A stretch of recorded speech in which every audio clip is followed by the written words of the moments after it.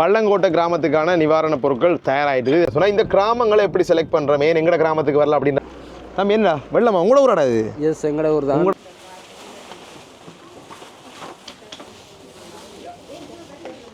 நிறைய கஷ்டப்பட்டோம், ஒரு 4-5 நாளாக நிறைய கஷ்டப்பட்டோம். இப்போ கொஞ்சம் ஓகே. ஸோ இதுக்கு உதவி செஞ்சிருந்த புலம்பெயர் நாட்டில் வாழக்கூடிய எல்லாருக்கும் வந்து என்னுடைய நன்றிகளை சொல்லிக்கொள்கிறேன். பாருங்க இங்கே வீடுகள்லாம் பாருங்க, இங்கே பாருங்க இங்கே சைட்லாம் எப்படி கிடக்கு. அனைவருக்கும் வணக்கம். நான் உங்கள் அரவிந்த். இலங்கையில் மன்னார்ல இருந்து எங்களுடைய வெள்ள நிவாரண பணிகள் தொடர்ச்சியாக நடைபெற்று கொண்டிருக்குது. ஸோ இப்போ நாங்கள் வந்து பார்த்தீங்கன்னா எங்களுடைய வெள்ள நிவாரண பொதிகளை சேகரிக்கக்கூடிய நிலையத்தில் எங்களோட அதாவது உலர்ணவு பொதிகளை வந்து பேக் பண்ணி கொண்டிருக்கோம். ஸோ இப்போ நாங்கள் இன்னொரு கொஞ்சம் நேரத்தில் வலிக்கிட போகிறோம். எங்கே போகிறோம்? பள்ளக்கமம் இல்லை, பள்ளங்கோட்டை. பள்ளங்கோட்டைக்கு நாங்கள் போகிறோம். நானாடான் பகுதியில் இருக்கக்கூடிய ஒரு கிராமத்துக்கு.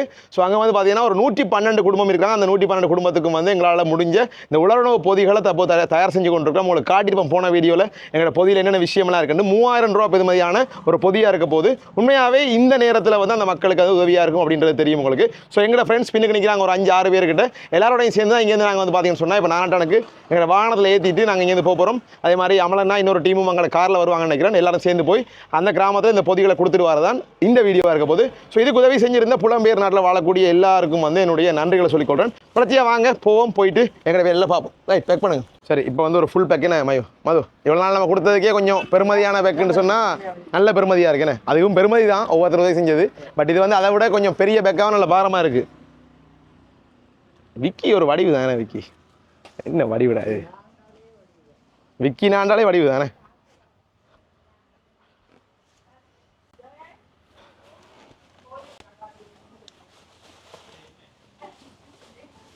வேலை நடந்து கொண்டு இருக்கு. கிட்டத்தட்ட ஒரு அரைவாசி முடிச்சிட்டாங்க வேலையை. இன்னொரு கொஞ்சம் பேக் பண்ணாங்கன்னு சொன்னால் சரி. பிஸ்கெட் முடியுது உலகண்ணே. இல்லை தம்பி கவனமா, அவசரம் இல்லை.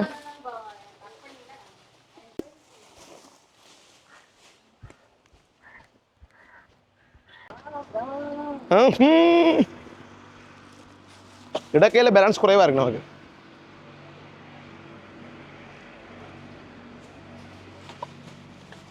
கடுங்க டேய் நம்ம தானே? ஓ நம்மடால் தானே. அவர் கேமராமேன் சொல்கிறோட டான்ஸர்னு சொல்லலாம் எல்லாரையும். ஆனால் உண்மையாக இந்த ஒரு கேமை ஃபிட் ஒன்று என்ன சொல்லுங்க. ஆமாம் பொடியங்க இருக்காலாண்டா அப்போ இந்த கேமை ஃபிட். நம்ம தள்ளி செல்லம் அவருக்கா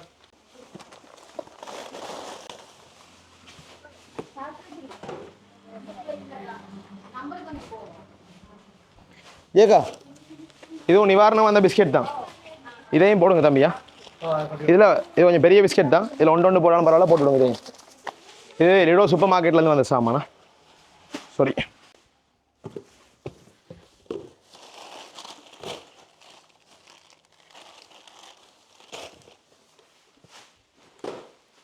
ஓகே ஆமாம் முடிச்சிட்டீங்க அங்கால.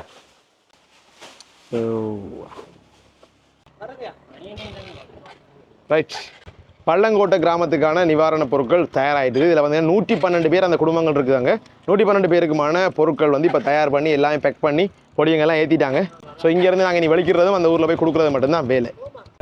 இங்கே பாருங்க. Right, okay. வாகனம் முன்னுக்கு போகுது, நாங்கள் பின்னுக்கு காரில் போகிறோம். இப்போ எங்களோட பார்த்தீங்கன்னா ஒரு 3-4 தம்பிமாரும் வராங்க.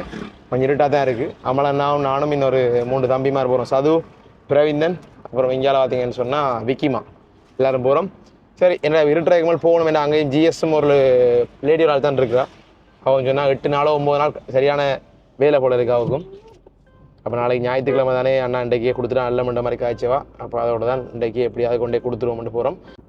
இன்னொரு முக்கியமான விஷயம் சொல்லணும் என்னன்னு சொல்லி பார்த்தீங்கன்னா சொன்னால் இந்த கிராமங்களை எப்படி செலக்ட் பண்ணுறோமே எங்கட கிராமத்துக்கு வரல அப்படின்ற மாதிரிலாம் பலரும் வந்து எனக்கு மெசேஜ் போடுறீங்க, கேள்வி கேட்குறீங்க. அப்படி ஒரு விஷயம் இருக்குது. ஸோ என்ன விஷயம்னு சொன்னால் நாங்கள் வந்து இந்த நிவாரண பொருள் கொடுக்கணும்னு சொல்லி பார்த்தா மண்ணால் இருக்கிற எல்லா கிராமத்துக்கும் எங்களால் மட்டுமே கொடுக்க முடியுமா அப்படின்னு கேட்டிங்கன்னு சொன்னால் கஷ்டமாக இருக்கும். ஸோ நாங்கள் இது எப்படி செலக்ட் பண்ணுறோம்னு சொல்லி பார்த்தீங்கன்னு சொன்னால் உண்மையாக நாங்கள் யோசிச்சது ஆரம்பத்தில் இந்த குஞ்சுக்குளம் அடுக்கிறது தான் அதிகமாக பாதிக்கப்பட்டிருக்கு, அங்கே தான் முதல்ல போகணும் அப்படின்ற மாதிரி தான் நாங்கள் நினச்சி கொண்டிருந்தோம். அதே மாதிரி இங்கே பக்கம் மடமன் பக்கத்தில் இந்த கூராய் சீது விநாயகர்புரம் அந்த மாதிரியான ஊர்களுக்கு போகலாம்னு காய்ச்சி கொண்டு வந்தோம். இருந்தாலும் வந்து பார்த்தீங்கன்னு சொன்னால் அந்த நேரத்தில் நாங்கள் இந்த ஒவ்வொரு மாவட்டத்திலையும் அந்த அனர்த்த முகாமைத்துவ மையமோ சம்திங் இருக்கும் டிஎம்சி அப்படின்னு சொல்லி. ஸோ அவங்கள்ட்ட போய் கேட்டோம் இந்தந்த கிராமங்களுக்கு நாங்கள் முன்னுரிமைப்படுத்துவோம், இல்லாட்டி நீங்கள் யாருக்கு கொடுத்துருக்கீங்க உலர்வு பொதிகள் இப்படின்ற விஷயத்தை கேட்ட இடத்துல அவங்க தான் வந்து பார்த்தீங்கன்னு சொன்னால் இந்த கிராமத்தில் இத்தனை குடும்பம் இருக்குது அப்படின்ற ஒரு விஷயத்த சொல்கிறாங்க.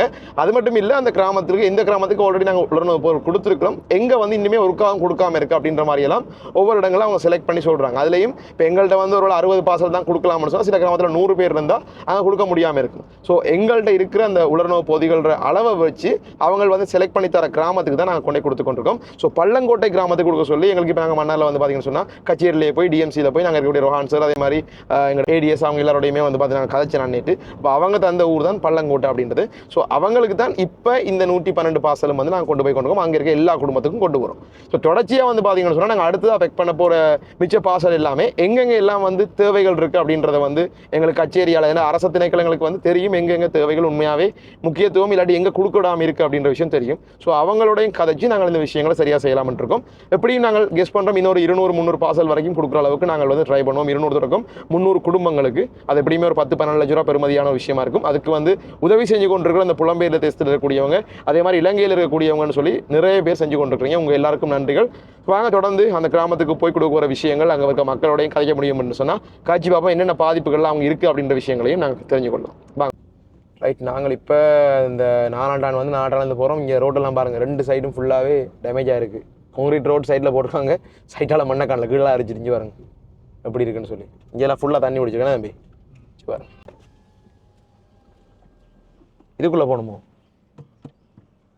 பள்ளங்கோட்டை உள்ளே ஐயா இங்கே பாருங்க இங்கே சைட்லாம் எப்படி கிடக்குன்னு சொல்லி. இப்போ ஒன்றுமே இல்லாத மாதிரி சைலண்டாக இருக்கா. எங்கே தண்ணி ஏறி இருக்கு அந்த மரத்தை பாருங்க தம்பி, எங்கே தண்ணி ஏறி இருக்குண்டு. சரி பாருங்க இங்கே வீடுகள்லாம் பாருங்க. கரண்ட் இன்னும் வரலையோ, வேலியை தான் முறிஞ்சு கிடக்கு தம்பி. வேலிக்கு மேலே தண்ணி வந்துருக்கு தம்பி. வயல்லாம் சரி அவ்வளோதான்.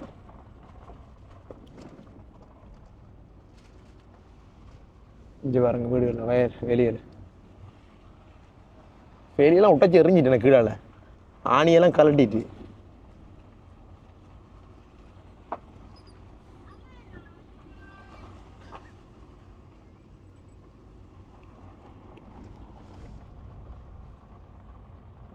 ரைட், கொஞ்சம் உள்ளே போயிட்டு நாங்கள் அப்படியே கண்டினியூ பண்ணுவோம். நான் போய் கொண்டிருக்கோம் சார். ஓகே, கோயிலடிக்கு போங்க. கோயிலடிக்கு ஜிஎஸ் வாராமா இந்த வாரம் கிட்ட வந்துட்டோம்.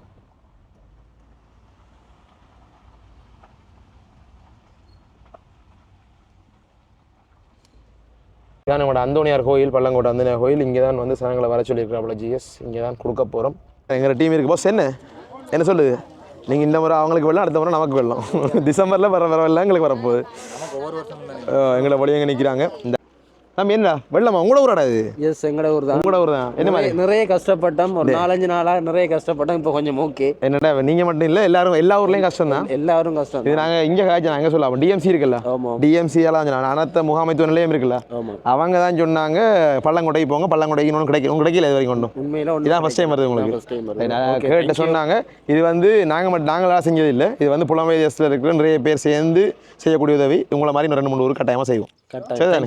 இந்த சாமான் சரியான நாட்கள் சரியாக கொடுத்து விடுங்க. சரி, இந்த பிரச்சனை வராமல். சரி தங்கச்சி, நன்றி அம்மா உங்களுக்கும். ரைட் தம்பி, இறக்குவோம் மசாலா இருந்து அவ்வளோதான் இறக்குங்க. பரவாயில்ல, அது பிரச்சனை இல்லை. எங்கள்கிட்ட லைட் இருக்கு. தம்பி குய்யா வாங்க எல்லாரும். சின்ன குட்டி நீங்களும் வாங்கடா, 2 இறக்கி விடுங்க. இறக்குங்கடா, வாங்கடா, இங்கே வாங்கடா. இன்னைக்கு வச்சுருமா அது இது வைங்க. இறக்குங்கடா, வாங்கடா. பொடியங்க இருக்காங்க நிறைய பேர் இங்கே. இல்லகிரி இந்தா வந்து லைட் வந்துட்டு, நமக்கு லைட் வந்துட்டு அந்த வந்துட்டுமா. ரைட், அது சரி. ஊருக்குள்ள மாடுகள் என்னமோ இங்கே எதுவும் பிரச்சனை வந்தா? மாட்டு பிரச்சனை வந்தது போயிட்டுதா? அரவாசி மாடு போயிட்டு 200-300 மாட்டுக்கு மேலே காணையில் அரவாசி இல்லை இப்போ. என்ன மற்றது வெள்ளத்துல கணக்கு செத்துட்டேனே. எங்கட ஊர்ல சிவாதால் பார்க்கலாம் சரியான மாடு, ஞாபகம் மாடு இல்லை. இல்லை, ரோட்டும் இப்போ கஷ்டப்பட்டு தான் போட்டோம், நேற்று தான் போட்டோம். ஓ, அந்த அதெல்லாம் வருது எனக்கு காரணம் பார்த்தேன் இப்போ அதில் போடும்போது.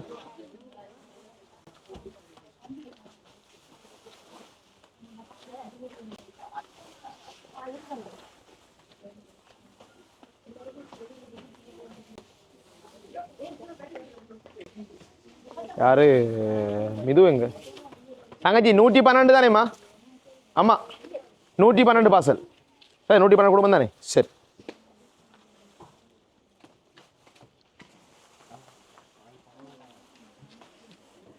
இங்கே ஊர்லேருந்து 2 தம்பி மாதிரி இறங்கிட்டாங்க வேலையில்.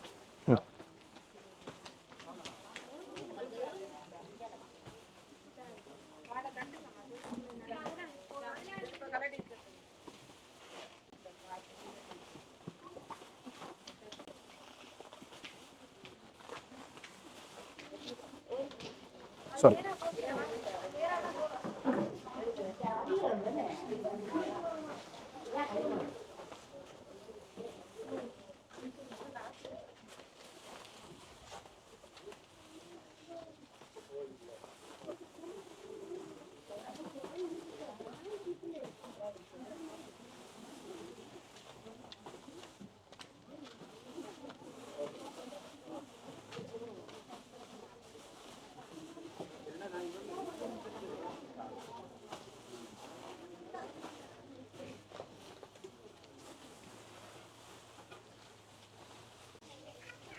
இன்னும் கரண்ட்டும் இல்லை போல ஊருக்குள்ளே. இவங்களுக்கு ஒரு கரண்ட் வரலைன்னா சொல்கிறாங்க.